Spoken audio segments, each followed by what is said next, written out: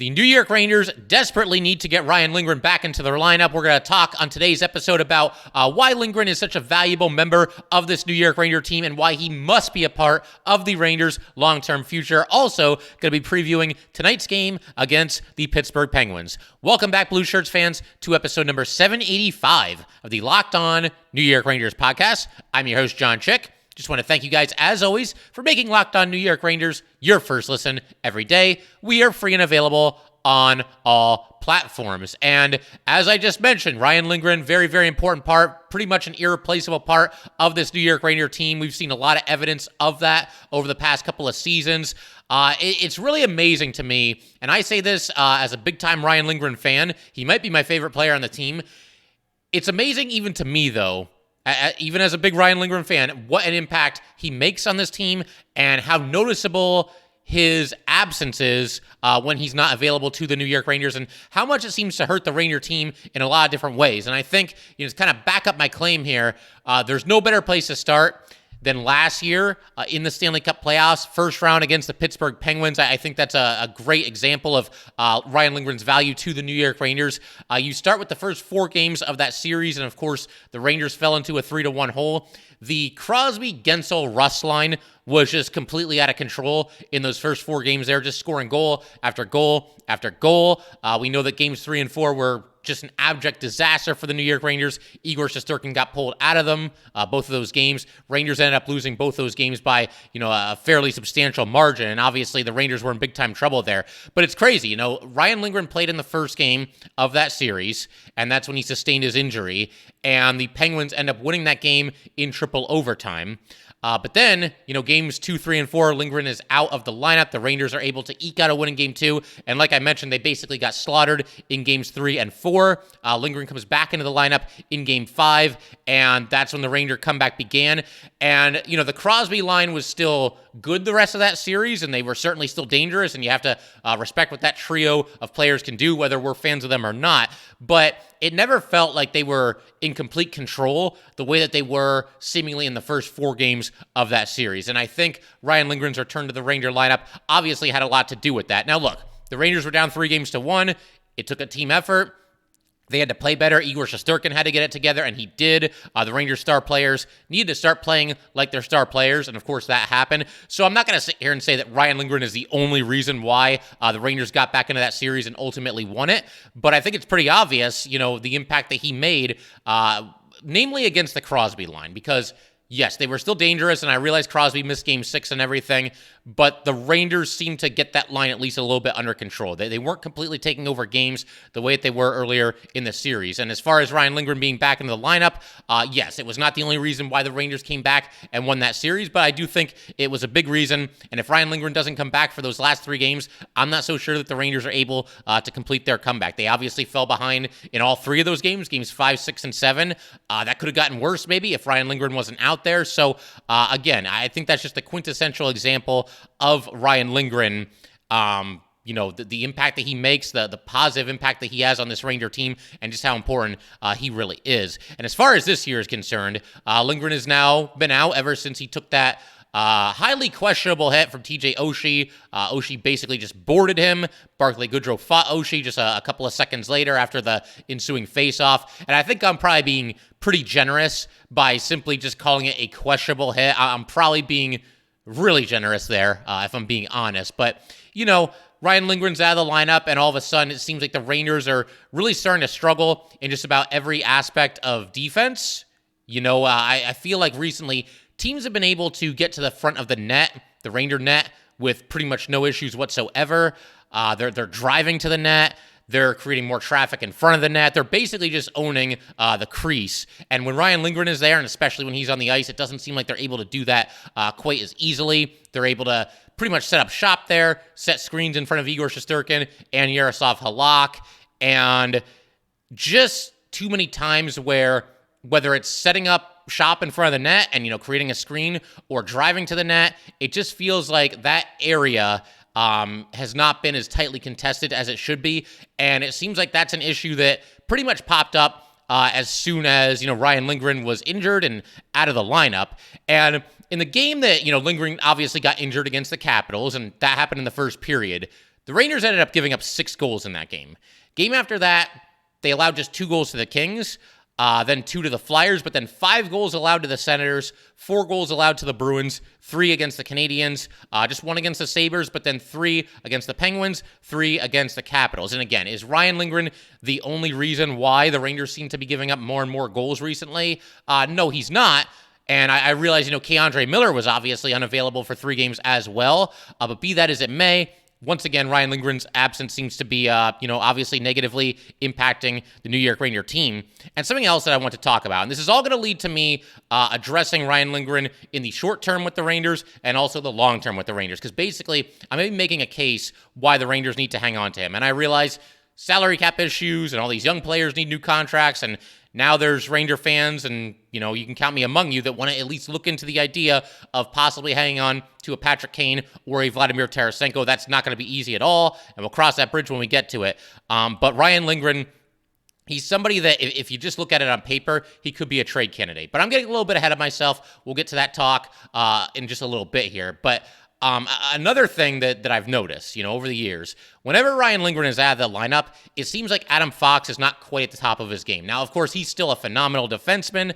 Obviously, he's got a Norris Trophy under his belt. Should be right in the mix for another one this season, although beating out Karlsson's going to be tough for pretty much any defenseman. But regardless, one of the truly elite defensemen in the NHL. But if you look back, pretty much ever since Fox and Lindgren both came into this league, and you tried to pick out a handful of bad games for Adam Fox, and you're kind of looking for a needle in a haystack. I realize that. But say you could find like the 10 worst games that Adam Fox has had since he's come into the NHL. I bet there's a very good chance that Ryan Lindgren was not in the lineup for a good amount of those. I mentioned the playoff series against Pittsburgh last season. Fox was not good in either games 3 or 4. I mean, granted, nobody on the Rangers was good in those 2 games, but Lindgren wasn't there. Fox seemed to struggle without him. And it just feels like, Fox is playing with Mikkola now, and obviously Mikkola, he's done a solid job since coming over to the Rangers, giving them a depth defenseman, a 6th defenseman that they feel like they can rely on. But Adam Fox just isn't quite Adam Fox when Ryan Lindgren's not out there. Now, that's not to say that, if Ryan Lindgren was to move on and play with some other team somewhere down the road, that's not to say that Adam Fox can't develop that kind of chemistry with another defenseman, but those two are really tight. There have been reports that they've been roommates at times. So, yeah, I just feel like, with Adam Fox, again, an all-world defenseman, he still is not quite at his best whenever Ryan Lindgren isn't there. And look, I'm sure that Ryan Lindgren has benefited quite a bit from playing with Adam Fox as well, but it's a little bit of give and take. I've always said I think the two of them complement each other very well. And when we were first seeing that duo play together, I was tremendously impressed. We're going back to the early days of Locked On New York Rangers, and I said I feel like this can be the best Ranger defenseman tandem since Brian Leetch and Jeff Bukaboom. And when you think about it, they kind of remind you in some ways of that duo. Adam Fox, obviously, now playing the role of Brian Leetch, just a total package. Somebody that racks up points, quarterbacks the power play, is out there for the penalty kill, plays just a ton of minutes every single night. So there's obviously some similarities there. And when it comes to Ryan Lindgren and Jeff Bukaboom, both very old school. Although I guess you can't really call Bukaboom old school because there were a lot of defensemen that kind of fit his skill set back then, back in the 90s. And in the 80s too, but I think of Jeff Bukaboom, I think of 1994 and the Stanley Cup run for the Rangers. But both of them hit, both of them keep it clean, but they'll take your head off if they get the chance. They'll throw down if they have to, and obviously just very tough, big, physical, old school defenseman, or I guess in Bukaboom's case, it was just kind of playing the style of hockey that a lot of defensemen played then. But you get the idea, and I stand by that. And I do think that is the Rangers' best defenseman pairing that they've had since Brian Leetch and Jeff Bukaboom, and since the Rangers won the Stanley Cup that season. So Ryan Lindgren, again, you guys know how I feel about him. Big fan of what he brings to the table, and I think that his absence is really felt anytime that he's not available to this New York Ranger team. But in just a second, I want to basically take a look a little bit down the road here as far as Ryan Lindgren is concerned. Take a look at his contract, talk about whether I think that there's a future with him with the Rangers, if they can afford him, if they should extend him on some kind of a long-term deal, or whatever the case might be, if he's likely to be traded. We're going to talk about all that in just a second. But first, gotta let everybody know that today's episode of Locked On New York Rangers is brought to you by FanDuel. The midway point of the NBA season is here, and now is the perfect time to download FanDuel, America's #1 sportsbook, because new customers get a no-sweat first bet up to $1,000. That's bonus bets back if your first bet does not win. Just download the FanDuel Sportsbook app. It is safe, secure, and super easy to use. Then you can bet on everything from the money line to point scores and threes drained. Plus, FanDuel even lets you combine your bets for a chance at a bigger payout with a same-game parlay. So don't miss the chance to get your no-sweat first bet up to $1,000 in bonus bets when you go to FanDuel.com/LockedOn.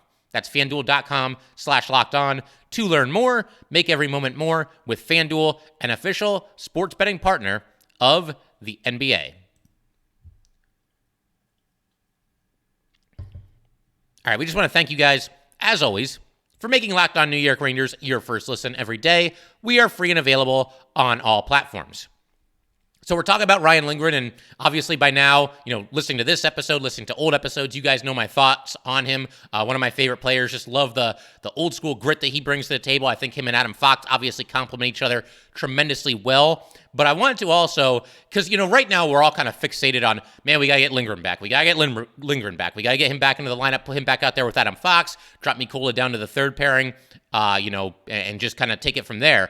But, Ryan Lindgren's absence here, it also kind of got me thinking a little bit about his long-term future. And, granted, he is under contract next season. To take you guys back to May of 2021, at that time, Ryan Lindgren signed a 3-year extension with an annual cap hit of $3 million per season. $3 million right on the nose. We are now in year 2 of that 3-year deal. He's under contract next season, as I just mentioned. Then he becomes a restricted free agent, and he will be 26 years old when that happens. So to kind of look at his long-term future with the team, because eventually he's going to get back into the lineup. Gallant mentioned that he thinks it's a short-term thing. We might have different ideas, Coach Gallant and me, about what short-term is, because it feels like he's been gone for a while here. But sooner or later he will be back. But if I take all emotion out of this, and I look at this as objectively as possible, and I try to understand the fact that Ryan Lindgren might at a certain point become a trade chip for the Rangers due to salary cap constraints and younger players needing new contracts and all that good stuff.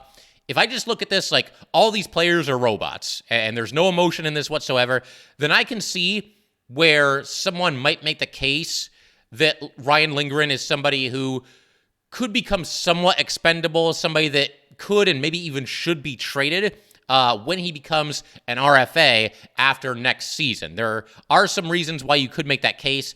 For starters, the Rangers have a lot of really good defensemen, and to kind of just go through them real quick, I mean, we already talked about Adam Fox. I don't think I need to explain to you guys why he is such a huge part of this Ranger team and why he's worth every penny that he's making right now. Just an absolute elite defenseman and the total package for the New York Rangers.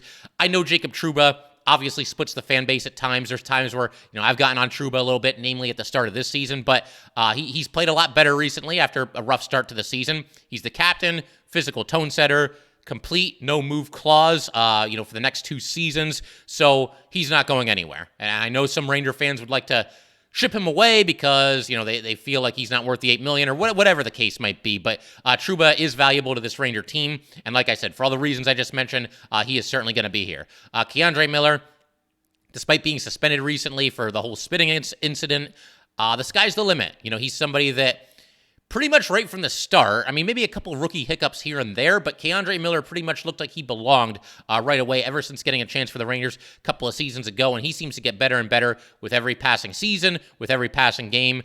Tremendous upside when it comes to Keandre Miller. You've also got Braden Schneider, and you can say a lot of the same things for Schneider that I just said about Keandre Miller. One of those guys that got a chance midway through last season, was only 20 years old when he got called up, seems to be wise beyond his years, and one of those guys who, once again, yes, maybe a couple of rookie hiccups here and there, it's going to happen, but one of those guys that just carries himself with a lot of confidence and just looked like he belonged right away. Just a big, physical, old-school defenseman, has some offense to his game as well. I think we're going to continue to see more and more of that from Braden Schneider going forward.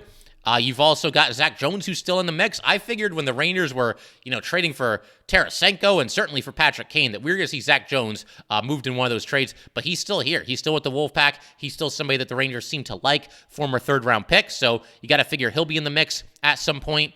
Matthew Robertson is another guy, hasn't made his NHL debut yet, but somebody who, once again, the Rangers seem to like. They seem to be pretty high on him.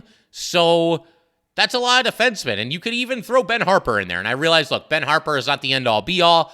He's making right around the league minimum for the next 2 seasons. He was in on a PTO this year, but and he's nowhere near the player that Ryan Lindgren is, but he is kind of an insurance policy for the New York Rangers. They see him, in my opinion, as kind of the 7th defenseman, but somebody that they feel good about. If somebody gets injured or whatever might happen, they can plug him into the lineup, and he's not going to embarrass himself. He's not going to kill the Rangers in any way. Not going to do anything flashy either, but he'll get the job done, and he'll play solid hockey for this team. So it's possible that the Rangers feel like they're set at defenseman. They have a big stable of defensemen back there, and they can't keep throwing more money and more money and more money at that position. Because Lindgren right now making $3 million per season. You figure he'll be up for some kind of a raise after next season expires. So, obviously he would be more costly to the Rangers at that point. And, we'll see what the salary cap goes up to at that point. If it raises substantially, then that could help the Rangers a little bit. It's only supposed to go up $1 million from this year to next year. That's at least what the longstanding rumor has been. One other thing that works against Lindgren too is he plays such a physical, grueling, demanding style. And we've seen defensemen in this league, not just with the Rangers, but just in general.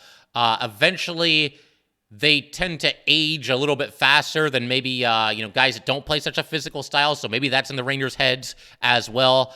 And they feel like he might not be a great long-term investment. But if I allow, again, everything I just said right now, we took all the emotion out of it.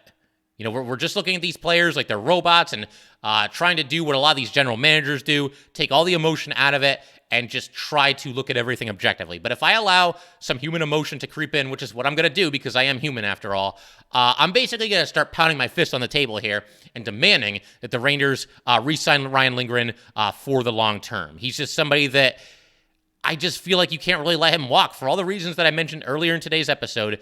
He is a tone setter for this team. He's the heart and soul of this team. I've referred to him as such in the past. He made such an impact in that Ranger-Penguin playoff series last season.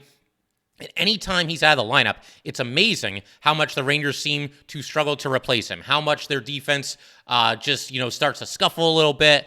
Guys are able to drive to the net better for other teams. They set up shop in front of the net. There seem to be more odd man rushes, and something is just missing when Ryan Lindgren is not in the lineup. He's a physical tone setter. He'll fight when he has to. He leads the NHL in blood spilled, whether it's his own blood or his opponent's blood. He'll hit players and he'll do it cleanly. He's one of those guys. He's just a beast. The guy's an absolute beast, and it is very, very noticeable how much the Rangers seem to slip whenever he's not in the lineup, and I can't even fully explain it.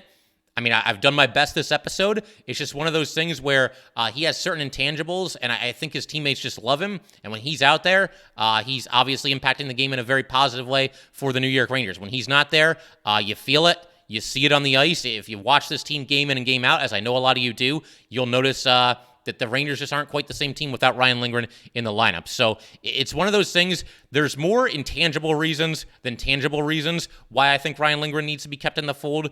And again, I realize that, there's so many young players on this team that are going to need new contracts and all that, and the salary cap is a thing, and I get all that.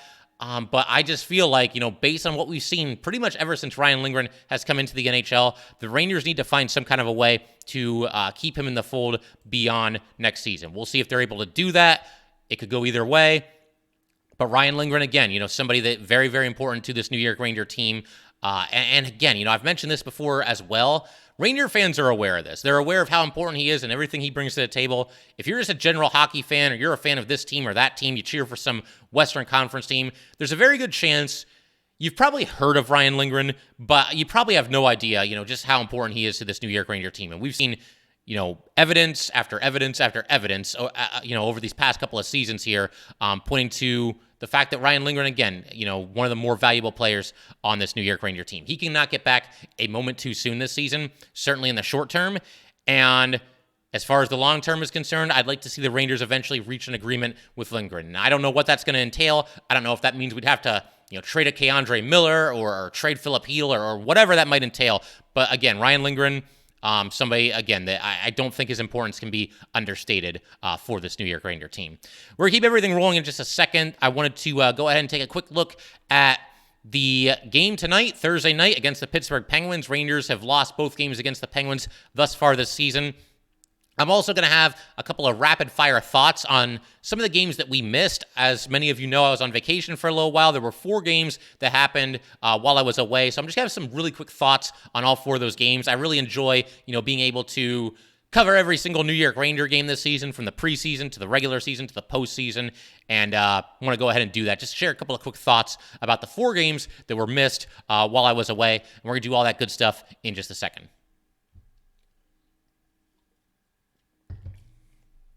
All right, so going to do some rapid-fire thoughts, as I just mentioned, on the games that we missed while I was gone. You start with the 4-2 loss against the Bruins. The last game that we saw together, before my break, was the loss against the Senators in Patrick Kane's New York Ranger debut. As far as these next 4 games, I watched pretty much all of them. I think there was 1, maybe 2 where, I went with extended highlights or whatever, but I ended up seeing pretty much every minute of every single one of these games. You had the 4-2 loss against the Bruins in Boston. Rangers were in the game. It was only 2-1, more than midway through the third period. But unfortunately, the Bruins, their perfection line or whatever, they kind of took over late in the game, scored a couple of goals, improved the lead to 4-1. Rangers closed to within 4-2 in the last couple of minutes, but the comeback was not meant to be. Nice thing about this, though, was Alexis Lafreniere scored twice. Jimmy Vesey also got into a fight, and Ranger-Bruins games always tend to be nasty, so props for Jimmy Vesey for doing that. You also had the 4-3 shootout win in Montreal against the Canadiens.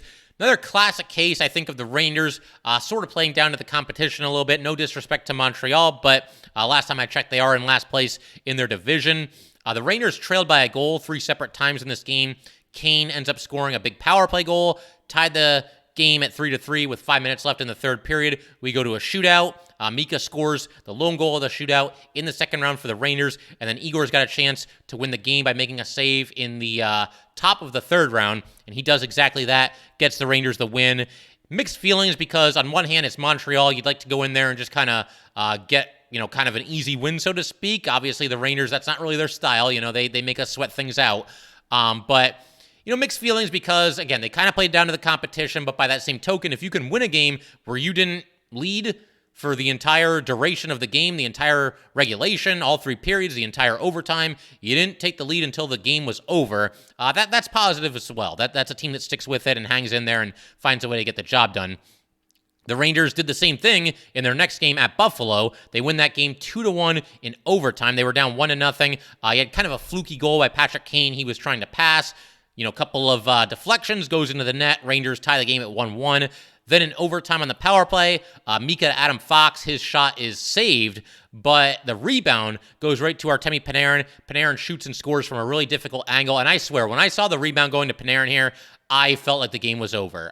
With Panarin, the only thing that I worry about is that he might try to pass here to set up his teammate, but the goalie was way out of the crease, and yes, it was a sharp angle, but Panarin, his skills are just off the charts. You feel pretty good, despite the tough angle, that he's going to find a way to put that puck into the net, and that's exactly what he did. Rangers win it 2-1 in overtime.